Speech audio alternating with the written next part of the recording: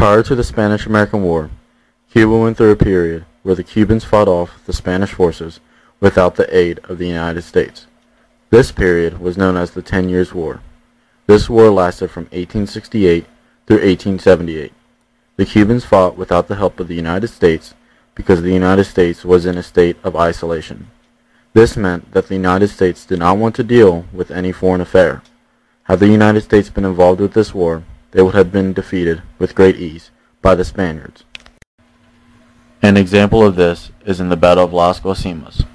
This battle showed the United States that the old linear Civil War tactics did not work effectively against Spanish troops who had learned the art of cover and concealment from their own struggle with Cuban insurgents and never made the error of revealing their positions while on the defense. For the most part, all Spanish troops were equipped with smokeless powder arms that also helped them to conceal their positions while firing. Regular Spanish troops were mostly armed with modern charger-loaded 1893 7mm Spanish Mauser rifles using smokeless powder, while militia and irregular troops were armed with Remington rolling block rifles and .43 caliber Spanish rounds using smokeless powder and brass-jacketed bullets. The high-velocity 7x57mm Mauser round was deemed the Spanish Hornet by the Americans because of the supersonic crack as it passed overhead. In response, American troops using 30 to 40 caliber Krag Jorgensen and worse, 45 to 70 caliber Springfield single-shot black powder rifles found themselves unable to respond with an equivalent volume of fire. The Spanish Remington rolling block rifle outclassed not only the American Krag Jorgensen but also the American Springfield. The main difference in these rifles is the Remington rolling block's ability to shoot faster than the other rifles. The Remington rolling block is a lever-action rifle. This meant that as fast as the soldiers could pump the lever underneath the trigger was as fast as they could shoot. The Krag Jorgensen and Springfield, on the other hand, are bolt-action rifles, meaning that between each shot a soldier can take, the soldier would have to pull the bolt back and up to allow the shell casing to release and then push the bolt forward and down to the chamber and ready the next round for fire. This advantage for the Spaniards proved to be crucial when the Americans had to make their war tactics. American soldiers were only able to advance against the Spaniards in what are now called fire team rushes, 4 to 5 man groups advancing while others laid down, supporting fire from firearms. These tactics allowed some soldiers to go out on their own while others laid down, suppress the fire. Thus, the Spanish-American War begins. It began in April of 1898 and ended in August of 1898. The war lasted for such a short amount of time because the Cubans were able to relinquish themselves from the clinch of the Spaniards. However, they did not have the force to drive them out of the country. Due to this, the Americans felt obligated to help their neighboring country in a time of need. The Americans more or less were simply the driving force to sweep Spain and their military off of the island so that Cuba would eventually gain homogeny. At this point in history, Spain was a declining world power. They had once been a great monarchy that dominated much of the Western Hemisphere. As of 1898, Spain only controlled the Philippines, Cuba, and several other small territories such as Puerto Rico and Guam. The Spanish-American War would mark the end of this great empire and be the beginning of the Great American Empire. The simple reason as to why Spain was in the war was that Spain had control over Cuba. Thus, when the Americans threatened to drive them out of Cuba as a whole, they felt extremely obligated to defend what they believed was rightfully theirs. The USS Maine was a United States battleship that was sunk off the coast of Cuba on February 15, 1898. The explosion of the Maine was one of the most important causes of the American entrance into the war. The explosion was greatly sensationalized through yellow journalism in America. No one truly knew the cause of the explosion. Although the Spanish repeatedly denied the accusations from America, their denying of the situation did nothing. The press in America made it seem as though the Spaniards were behind the explosion and the death of 266 soldiers who were on the boat at that time. The explosion caused a great spurt of American nationalism. Many Americans were pro-war following the incident and demanded that President McKinley do something in retaliation. Due to the explosion, the Americans put a trade embargo on Cuba. The explosion has been looked at since 1898 by many scientists. It has been determined that the Maine was never attacked externally.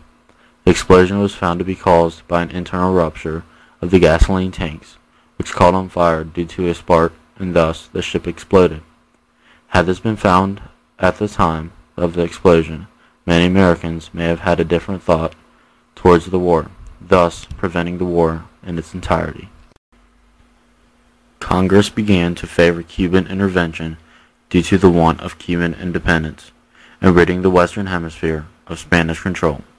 The United States began to exit its state of isolation.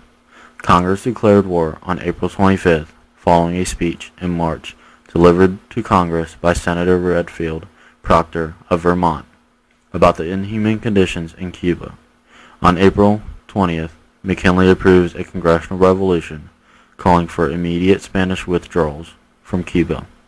Following this, Spain declared war on America on April 24th. In retaliation, the Spanish-American War was started on April 25th.